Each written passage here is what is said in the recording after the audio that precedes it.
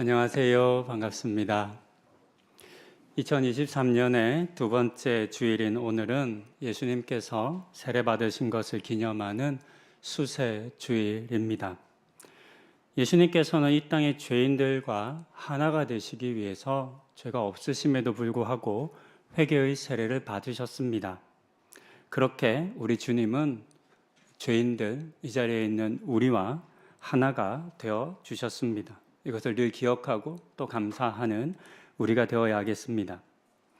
또한 우리는 세례를 통해 죄에 대해서는 죽고 의에 대해서는 다시 살게 되었다는 이 놀라운 사실도 잊지 않아야 합니다. 그리고 우리가 일상의 삶을 살아갈 때 세례 받은 자답게 살아야 하겠습니다. 매일매일의 삶 속에서 죄에 대해서는 죽으시고 의에 대해서 사시는 그런 우리 성도님들 다 되시기를 권면드립니다. 이제 말씀을 나눕니다. 올해 우리 교회는 사서고생이라는 비전을 정하고 이 일을 위해 함께 달려가기로 했습니다. 지난 주일에는 히브리서 말씀을 나누었고요. 또 월요일부터 금요일까지는 새벽 기도를 통해서 이 주제들 또 나누었고 함께 기도했습니다. 그리고 지난 수요일부터 사서고생했던 삶을 살았던 성경 속 인물들을 살펴보고 있습니다. 첫 시간인 지난 수요일에는 마른 날에 방주를 만들었던 노아를 보았습니다. 오늘 찬양이 노아의 기도였더라고요. 들으면서 저는 지난 수요일 날 이렇게 나누었던 말씀을 생각했습니다.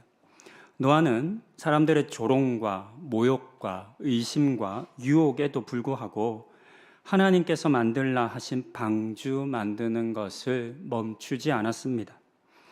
이런 그의 수고는 사람들의 눈으로 볼 때에는 사서고생하는 것처럼 보였습니다. 그래서 조롱했고 그래서 그 일을 멈추게 하려 했습니다. 하지만 하나님의 말씀에 순종했던 그 노아를 통해서 이 세상에 하나님의 구원이 임했습니다. 이처럼 우리도 세상의 말이 아니라 비록 헛된 일처럼 보인다 하더라도 다 이해되지 않는다 하더라도 하나님의 말씀에 순종하는 그런 삶을 살아야 할 것입니다. 오늘은 노아에 이어서 무너진 예루살렘 성벽을 재건하기 위해 또 이스라엘 백성들을 회복하기 위해 가진 모든 것들을 포기하고 예루살렘을 향해 달려갔던 느헤미야의 사서 고생의 삶이 어떠했는지 함께 살펴보겠습니다. 느헤미야는 이스라엘의 멸망과 함께 바벨론의 포로로 잡혀왔던 유대인의 후손이었습니다. 그는 기원전 445년에 예루살렘으로 돌아왔다고 할 수는 없을 것 같습니다. 예루살렘에 태어나지 않았으니까 예루살렘으로 와서 무너져 있던 성벽을 재건했고 그곳에 어렵고 힘들게 생활하던 유대인들의 사회적이고 또 종교적인 삶을 개혁하는 역할을 감당했습니다. 우리가 이 느헤미야에 대해서 살펴볼 때 알아야 할 것은 남유다가 멸망하고 느헤미야가 등장할 때까지 걸린 시간입니다. 남유다가 멸망하고 오늘의 본문 이 느헤미야의 사건이 기록되기까지는 140년의 간극이 있습니다. 남유다는 기원전 586년에 바벨론에 의해서 멸망했습니다. 이후 바벨론은 메대와 바사의 연합군에 의해서 멸망하죠. 그리고 메대는 바사, 오늘날의 페르시아라 불리는 나라에 병합되어 사라지고 맙니다. 페르시아의 초대왕, 바사의 초대왕이 누군지 혹 아시겠어요? 성경에 있습니다. 여러분 많이 들어보셨을 겁니다. 에스라서 1장에 나오는 고레스입니다. 페르시아의 첫 왕이었던 고레스는 포용적인 사람이었습니다.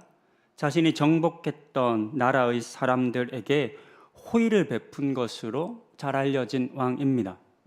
그래서 어떤 일이 있었냐면 적국의 하층민들은 고레스가 자신의 나라 성을 쳐들어온다라고 하는 소문이 들리면 도망간 것이 아니었습니다. 문을 걸어 잠근 것이 아니라 오히려 성문을 열어서 그 내부 성 안에 있던 권력자들을 죽여서 성문을 열어서 고레스가 빨리 오기를 기다리는 일도 있었다라고 역사는 증언합니다. 고레스 왕은 점령 지역 주민들의 토착 종교와 문화를 허용하는 유화 정책을 펼쳤는데요.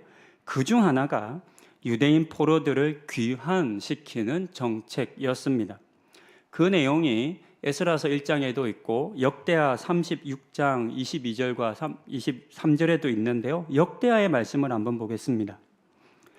바사의 고레스 왕 원년에 여호와께서 예레미야의 입으로 하신 말씀을 이루시려고 여호와께서 바사의 고레스 왕의 마음을 감동시키심에 그가 온 나라에 공포도 하고 조소도 내려 이르되 바사 왕 고레스가 이같이 말하노니 하늘의 신 여호와께서 세상 만국을 내게 주셨고 나에게 명령하여 유다 예루살렘의 성전을 건축하라 하셨나니 너희 중에 그의 백성된 자는 다 올라갈지어다 너희 하나님 여호와께서 함께 하시기를 원하노라 하였더라.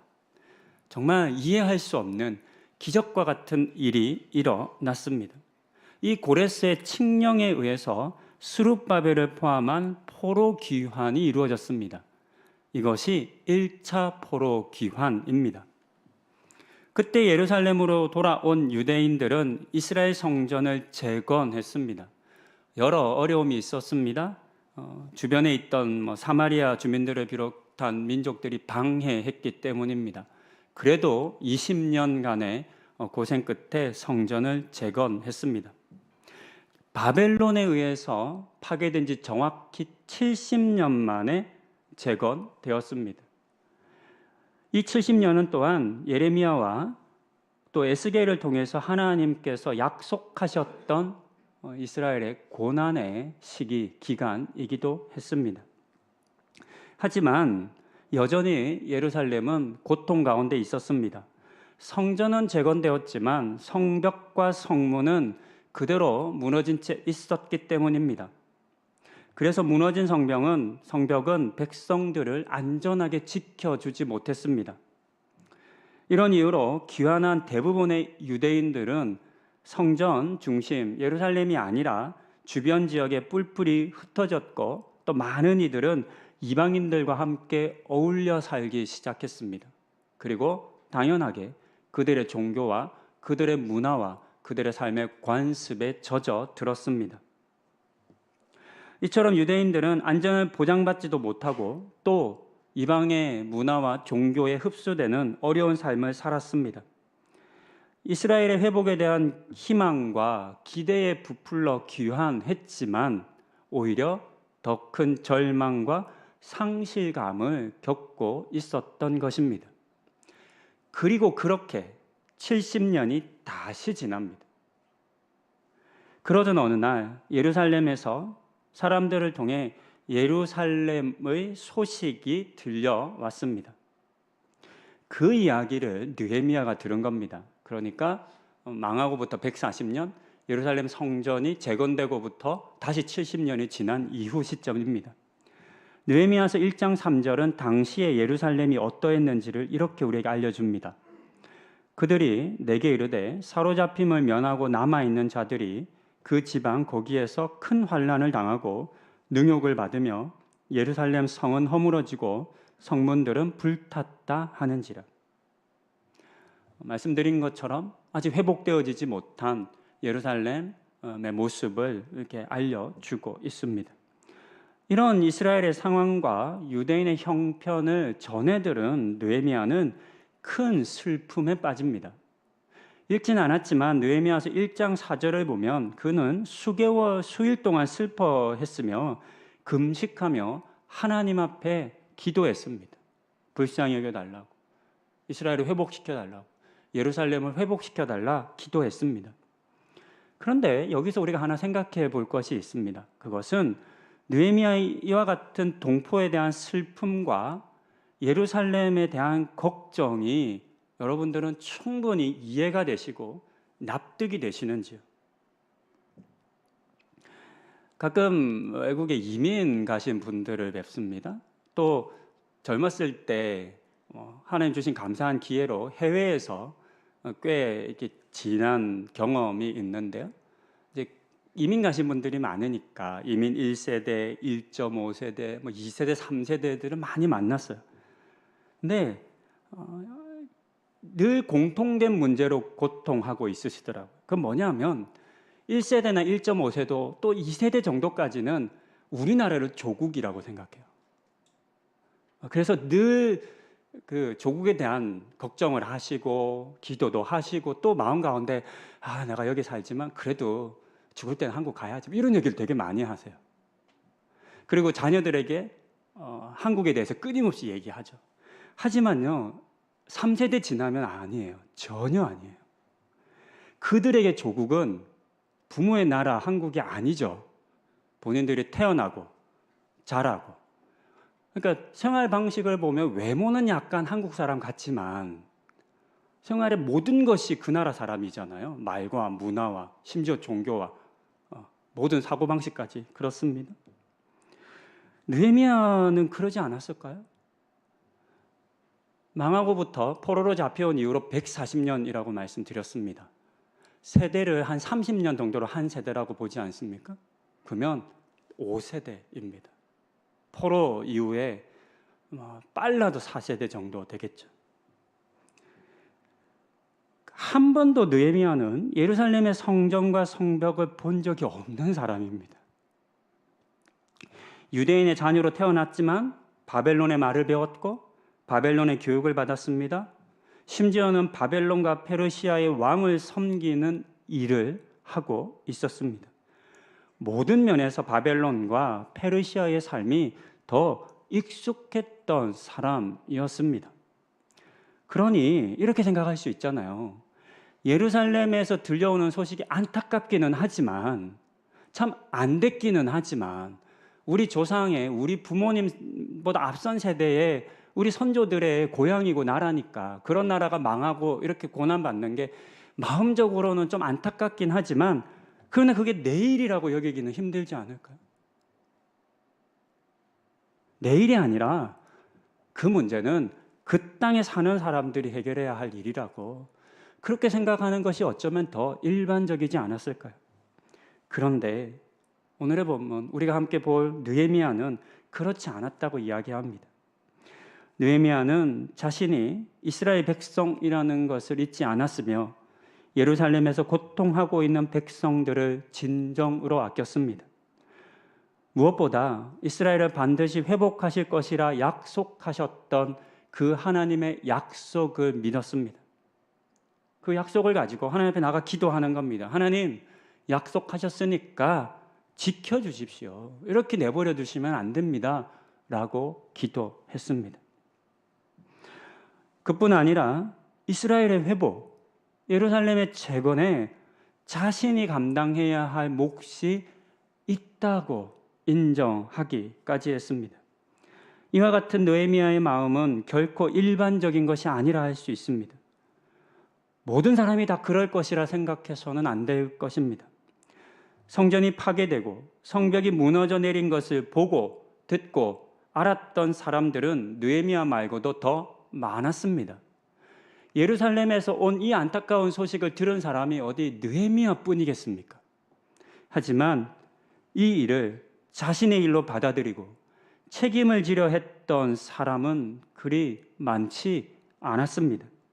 그뿐 아니라 자신이 가진 것을 내려놓고 그 일을 감당하기로 작정하고 결단한 사람 또한 많지 않았습니다. 그런 점에서 우리가 느헤미야의 삶의 모습을 살펴보는 것은 사서 고생하기로 오래 작정하고 다짐한 우리에게 큰 도전을 준다 할 수 있겠습니다. 조금 더 느헤미야의 이야기를 살펴봅니다. 예루살렘 성벽의 재건과 이스라엘의 회복을 위해서 느헤미야는 깊이 고민했고 또 기도했습니다.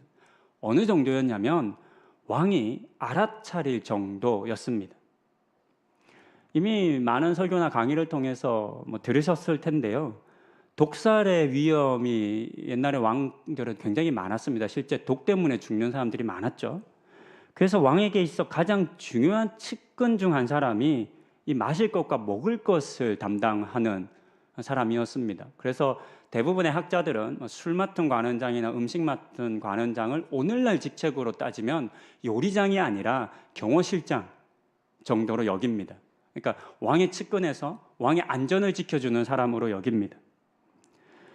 자칫 그의 수심에 찬 얼굴은 왕으로 하여금 의심을 하게 하거나 또는 두려움을 사게 할 수 있었습니다. 이 사실을 느헤미야가 몰랐을 리도 없습니다. 목숨이 달린 그런 자리이기 때문에 대부분의 사람들은 아무리 고민스러운 일이 있어도 왕 앞에서는 아무 일 없다는 듯이 행동했을 겁니다. 하지만 느헤미야의 근심은 이 모든 상황을 뛰어넘었습니다. 왕에게 표시가 날 만큼. 그래서 왕이 너 요즘 왜 그래? 너 얼굴에 무슨 일 있어? 너 좀 이상한데? 라고 물어볼 정도로 예루살렘의 회복, 이스라엘의 재건, 백성들의 구원이 그의 마음을 가득 사로잡고 있었습니다. 이어지는 왕의 질문과 느헤미야의 대답을 통해서 우리는 느헤미야가 단순히 마음만 먹고 있었던 것이 아니라 왕에게 매우 치밀한 요구를 할 정도로 이미 여러 많은 계획을 세웠다는 것을 알 수 있습니다. 예루살렘으로 가기 위해 필요한 조치는 무엇인지, 성벽을 재건하는 일에 필요한 자원은 얼마나 되는지, 또 그 일을 마치기까지 얼마나 걸리는지를 이미 계산해 두었습니다. 막연하게 성벽이 재건되어야만 한다거나 예루살렘의 백성들이 겪는 고난을 어떻게든 해결해 주어야지 라고 생각만 한 것이 아니라 자신이 감당해야 할 역할은 무엇인지, 그 일을 위해 어떤 준비를 해야 하고 필요가 있는지를 구체적으로 계획했습니다. 우리도 하나님께서 주신 선한 마음과 계획들을 이렇게 품을 때가 있습니다. 여러분들도 말씀 중에, 기도 중에 하나님께서 어떤 선한 사랑을 베풀고 다른 이웃들을 돕는 마음 주시잖아요. 그런 마음 받으실 때가 있을 겁니다. 하지만 많은 경우에 그 마음 주신 것에 만족하고 그 일을 이루고 실현하기 위해서는 구체적으로 준비하지 못하는 경우가 있습니다. 결국 그러다가 하나님께서 주신 선한 마음과 계획은 우리의 준비와 노력의 부족으로 사그라들곤 합니다. 그런 경험이 저는 있습니다. 또한 대부분의 사람들은 느헤미야가 술관원이라고 하는 왕의 최측근의 자리를 포기한 것으로 생각합니다. 근데 좀 다르게 볼 수도 있겠습니다. 단순히 포기한 게 아니라 오히려 그 자리를 잘 이용한 것처럼 보입니다. 만약 그가 아무런 계획 없이 사표를 내고 나와버렸다면 성벽 재건은 쉽게 이루어지지 않았을 겁니다. 혼자만의 힘으로 그것을 이룬다는 것은 너무나 어렵기 때문입니다. 그래서 느헤미야는 현재 자신이 처한 상황과 자신이 가진 것을 잘 살폈고 또 그것으로 어떻게 왕에게 말을 하고 또 그것을 얻어낼 수 있을지를 생각했습니다. 느헤미야가 예루살렘에서 전해온 소식을 듣고 근심할 때 아닥사스다 왕에게 한 가지 근심이 있었는데요. 그것은 잦은 소요와 갈등으로 말미암아 혼란스러웠던 팔레스타인을 어떻게 하면 안정시킬 것인가 라고 하는 고민이 있을 때였습니다. 역사적으로 예루살렘에 있는 이 유대 지역 팔레스타인은 모든 점령자들에게 가장 골치 아픈 지역이었습니다. 유대인이라고 하는 특별한 사람들이 거주했고 또 아시는 것처럼 오늘날도 마찬가지지만 이 유대인들이 끊임없이 주변 나라들과 민족들과 다퉜거든요. 그러니까 모든 나라에서 골칫거리였습니다. 바로 그때에 느헤미야가 그 틈을 파고드는 겁니다. 자신의 직위를 이용해 제가 예루살렘 총독으로 가서 그 땅을 한번 그 골칫거리를 한번 해결해 보겠습니다 라고 한 겁니다. 이후 예루살렘에 온 느헤미야는 성벽 재건을 위해 유대인들을 설득하고 그들의 마음을 하나로 모았습니다. 재건을 방해하는 세력들이 많았고 직접적인 위협도 받았지만 이 모든 어려움들을 극복하고 온전히 성벽을 재건했습니다. 그뿐 아니라 유대 백성들의 사회적인 또 문화적인 종교적인 그런 해이함과 부족함도 회복시켰습니다. 여기서 우리가 알아야 할 내용 하나 있다고 저는 생각했습니다. 그것은 이 모든 일들이 결코 쉬운 일이 아니었다는 것입니다. 또한 많은 헌신과 대가 지불이 있었다는 것입니다. 그 내용이 오늘 제가 함께 보았던 5장 내용입니다. 본문을 통해서 우리는 느헤미야가 12년 동안 유대의 총독으로 있었다는 것을 알 수 있습니다. 근데 그가 총독으로 있으면서 어떤 삶을 살았는지, 어떻게 했는지를 그가 마치 하소연하듯 기록했는데요. 먼저 그는 12년 동안 총독의 녹을 받지 않았습니다. 사례나 급여를 받지 않았다는 의미입니다. 더하여 자신들과 함께 했던 사람들도 사례를 받지 않았습니다. 그냥 안 받고 끝난 건 아닌 것 같아요. 왜냐하면 부하들은 먹고 살아야 되니까. 어떻게 그 사례를 줬을까? 느헤미야가 준 것이 아닐까? 저는 생각했습니다. 이것은 이전의 총독들과는 다른 모습이었습니다. 저희가 본문에 읽었던 것처럼 이전의 총독들과 그 신하들은 많은 녹을 징수하기 위해서 정해진 은을 받았고 또 백성들을 착취했습니다. 하지만 느헤미야는 그렇게 하지 않았습니다. 그것이 유대의 백성들을 고통스럽게 한다는 것을 알았기 때문입니다. 뿐만 아니라 일을 시키기만 해도 되는 사람이었지만 그렇게 하지 않고 직접 성벽 공사에 온 힘을 다했습니다. 땅을 사서 개인의 재산을 불리는 것이 당시의 관행이었습니다. 가난한 사람들이 마지못해 땅을 팔 때 아주 싼 값으로 후려쳐서 땅을 사서 부를 축적하는 것이 당시의 일반적인 모습이었습니다. 하지만 그렇게 하지 않았습니다. 이 일에 더하여서 함께 예루살렘을 회복하고 이스라엘의 무너진 하나님 나라를 회복하는 일을 위해서 일하는 사람들을 위해 매일 소와 양과 닭을 준비했고 열흘에 한 번씩은 잔치를 열기까지 했습니다. 이 많은 음식과 잔치를 위한 비용은 어디에서 나왔을까요? 그는 두 번에 반복해서 그럼에도 불구하고 나는 총독의 녹복을 받지 않았다라고 이야기합니다. 즉 공적인 자금, 그런 거 하나도 안 썼다는 의미이겠습니다. 이 모든 비용들은 그가 바벨론과 페르시아에 머물며 가졌던 재산이었습니다. 그는 예루살렘과 백성들의 회복을 위해서 자신이 가진 전 재산을 쏟아 부었던 겁니다. 왜 그랬을까요? 받아도 되잖아요. 받는다고 뭐 잘못하는 거 아니잖아요. 뭐 너무 많이 받는 게 부담되면 좀 줄여서 적정하게 받으면 됐을 거잖아요. 그럼에도 불구하고 안 받았어요. 자기만 안 받은 것뿐 아니라 부하들도 다 안 받게 했어요. 심지어는 공금으로 써도 되는 일조차 하지 않았어요. 사재를 털어냈죠. 왜 그랬을까요? 혹시라도 권력을 얻기 위해 유대 총독으로 왔다거나 성벽 재건을 핑계 삼아 불을 쌓기 위해 온 것이라는 이와 같은 비난이 성벽 재건 공사와 이스라엘의 회복에 누를 끼친 것을 염려했기 때문이겠습니다.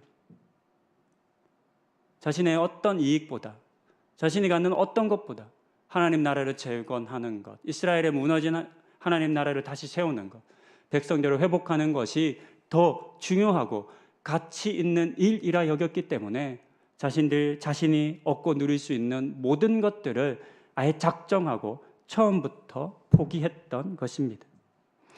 이런 삶을 살았던 느헤미야의 사서 고생은 예루살렘 성벽의 재건뿐만 아니라 흐트러진 율법의 정신을 되살리고 백성들을 다시금 하나님의 백성으로 회복시키는 일에 귀하게 쓰여졌습니다.